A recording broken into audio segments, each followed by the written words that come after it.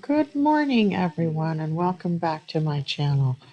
This is my latest totally free motion quilt. In this video, I'm going to show you how I free motion quilted one of these pre-printed blocks. So in the beginning here, I'm showing you 3 of the blocks that are done, and the last block I'm going to show you will be the block that I will stitch out for you in this video. Toward the end of the video, I will also show you the cream sashing, how I did those feathers, and how I did the little loop-de-loops swirls in the flying geese border. So this is just another one of the blocks. You notice that I go around any of the printed parts and pretty much just stitch on the background. And this Amazing Grace block is the block that I'm going to show you how I stitched. It's by far the most intricate. But if you get something like this, you can do an all over. However, this customer really, these blocks spoke to her. So this quilt is something special. So we chose to do custom quilting. Now with any type of custom quilting, I typically will secure the block by stitching in the ditch all around the outside of the block. This is a good thing to do because then, I don't know, I think it just turns out better. Now I am doing this free motion, going front to back and side to side is pretty easy without a ruler once you have some practice. But don't be afraid to do that. Going forward and backward and straight side to side is actually quite easy on a long arm, even without a ruler. So give it a try. Excuse me, in these blocks, we could have chosen any number of nice fills that would have been really pretty. Now, of course, any fill that you choose is going to need to be a very small fill, so a micro version. So in this case, I chose a stipple because this quilt is already so busy. And frankly, I like stippling. I like the look of it. I like it. I'm a fan. But other fills that would also look good in a block like this, or any kind of a background that requires a small fill, is you could do small swirls. You could do McTavishing. You could do paisleys. I would stay away from anything like basket weave or cross hatching because unless you're going over the whole thing, which was kind of the point of doing these blocks the way I did them, is I didn't want to go over, I didn't want to just willy-nilly cross over any of the printing. I kind of treated the printing in this block as if it were an actual embroidery. I like to respect the original maker, which in this case, okay, it's just a print, but it's still an original idea. It's an idea that it's work that came before me, and I kind of feel like if you just willy-nilly go over it, I've seen cross-hatching, oh my God, especially over embroidery, and it just kills me to see that because to me anyway, that says that the quilter had no respect for what the embroiderer did. And I don't know, I just don't like that. So I like to respect the work that's already there. Let's put it that way. That's a nice way to put it. And I think the end result is just much prettier when you take into consideration what's already there. So as you can see, I'm pretty well stitching on the white part of the block and trying not to stitch on any of the colored parts, basically outlining the colored parts with the stitching. In other videos, you've seen me where I've done free motion quilting on embroidered blocks. I will purposefully stitch on the stitching, but in that case, I'm using clear thread. And on top of clear thread, on top of embroidery, you cannot see where the stitching of the quilting. You can just see the texture that that creates, and that's absolutely stunning. So in this case, I am using 60 weight top thread that is a cotton covered polyester, but it's 60 weight, so any kind of 60 weight thread would be fine. I chose the cotton covered versus a 60 weight outright polyester because polyester tends to have a little bit of a shine to it, and I didn't want that for these blocks. I just wanted just a matte background effect. In the bobbin, I have 60 weight, my pre-wound magnetic bobbins.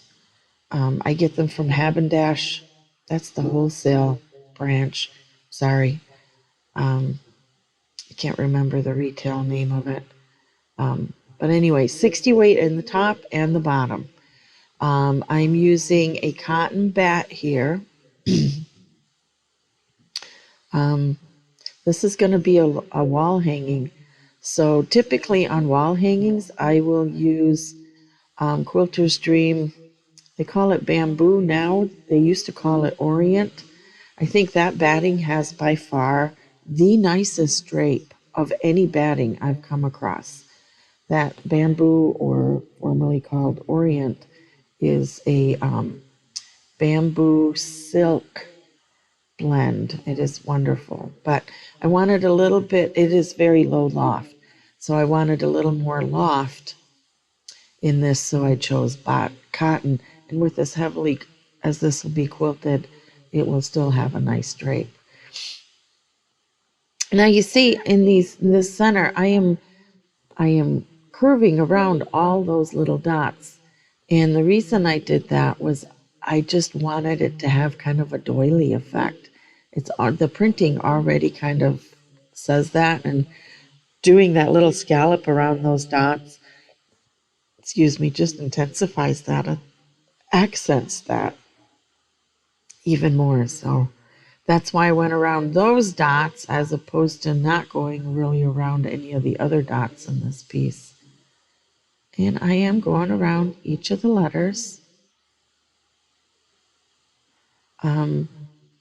This block can be very intimidating when you first look at it, or when you look at anything printed, as there's a lot of printing in here. There's a lot of pieces and parts in this block.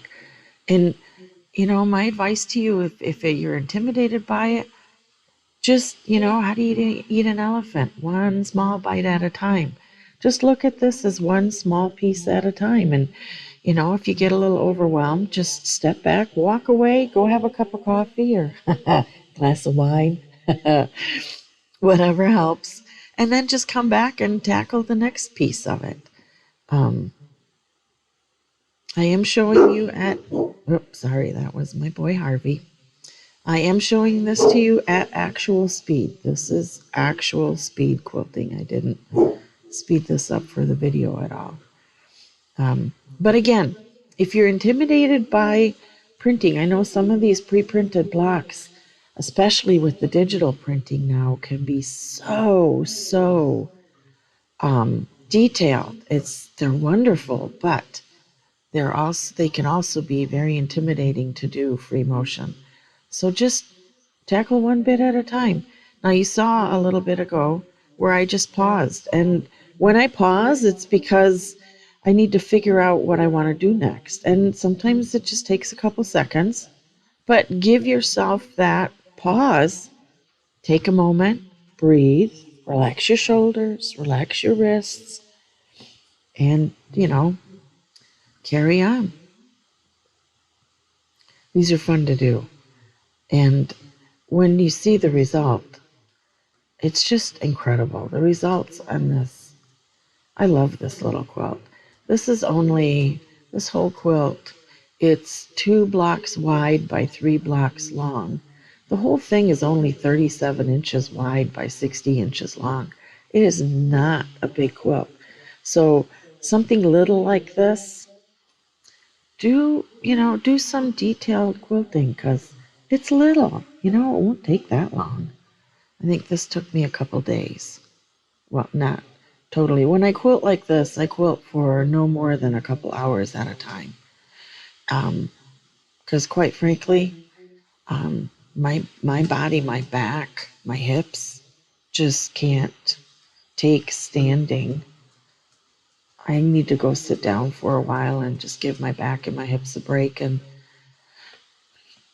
then I come back and I do some more. So doing free motion takes a little bit longer overall, not to mention quilting time. It is a labor of love. Your customers gotta, your customers gotta be willing to open their wallet for something like this because it is it is time consuming. It takes a certain amount of skill, takes a certain amount of love and commitment to do this. But if you're willing to do it, the results are just breathtaking. So I'm going to let you have a little music for the rest of this.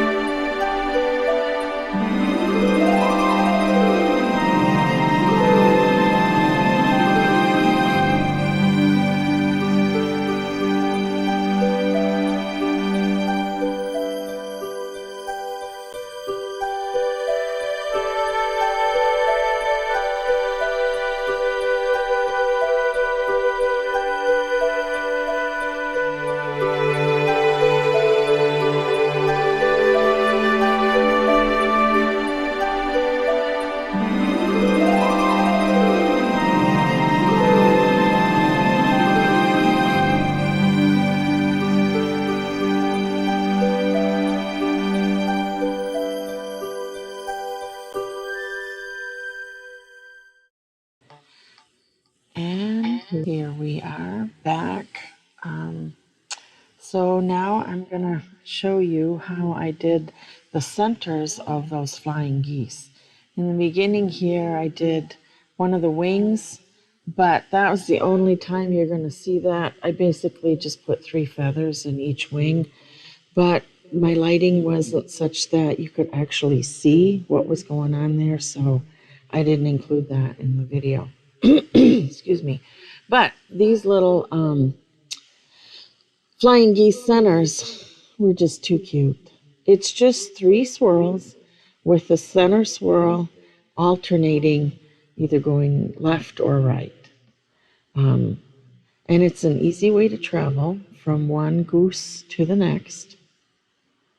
So, and because it's continuous. So that side and back, the other side and back. Excuse me. And this side we're swirled towards us. Out and back. Out and back. And swirl away.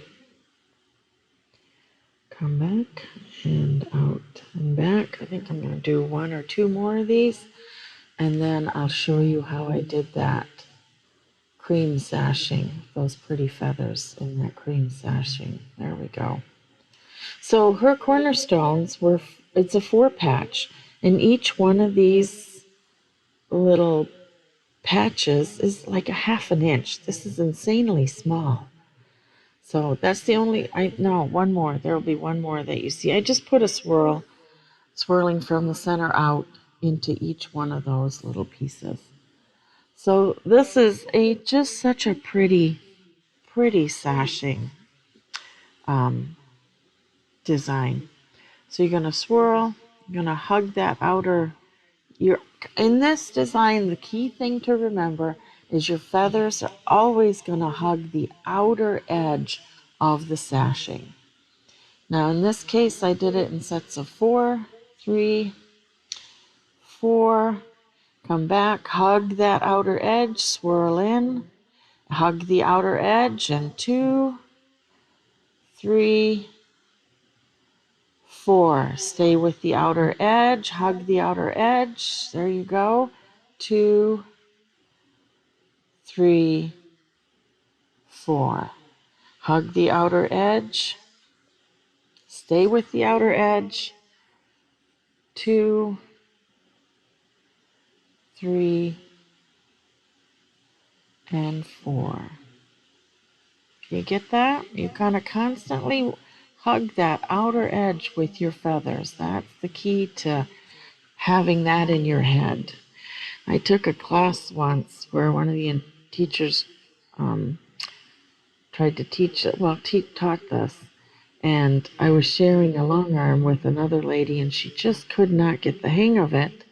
And what finally did it for her was just telling her, just keep hugging that outer edge. So again, just pause, breathe, figure out where you need to go, and carry on. So with this, we'll go to the end of that sashing, I think, and then that'll be the end of the video. So you guys, thank you again. We finally got, well, we're finally getting decent internet. So, like this video is, I think, 21 minutes long. It will take all night. I kid you not. It takes like 18. It's like an hour for every minute or more. More than an hour for every minute of uploading. So I know some of you have been clamoring for me to put out more videos. One of the reasons I haven't is just because our internet has sucked for so long. But finally seeing the light at the end of the tunnel, so I will share more with you down the road. Well, today is March 25th, 2024. So down the road would be any time after that. All right, you guys. Thank you for watching. Leave me your comments. I love your comments. And thank you. I really appreciate you guys. Have a great day. Bye bye.